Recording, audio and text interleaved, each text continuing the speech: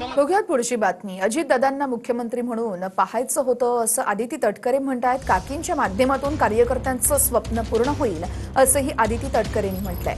बारामतीमधील मेळाव्यात बोलताना आदिती तटकरे या भावुकही झाल्या होत्या।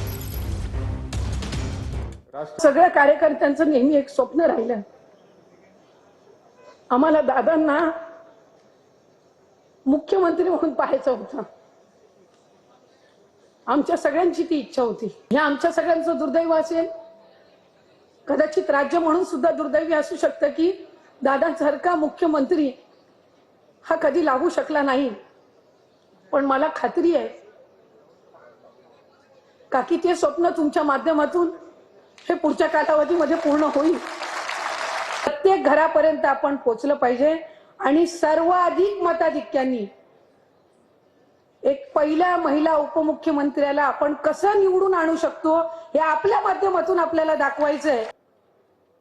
आणि आपण ही 3 दृश्य बघत आहोत। बारामती पोटनिवडणुकीसाठी प्रचाराचा आता शुभारंभ होतोय। सगळे राष्ट्रवादीचे नेते या ठिकाणी उपस्थित आहेत। दुसरे दृश्य आहेत अजितदादांच्या स्मृतीस्थळी जाऊन सुनेत्रा पवार यांनी अभिवादन केलंय। तर तिसरे दृश्य सुनेत्रा पवार यांचं काटेवाडीमध्ये कार्यकर्त्यांनी जंगी असं स्वागतही केलेलं आहे। जय पवार आपण या दृश्यांमध्ये बघू शकतोय।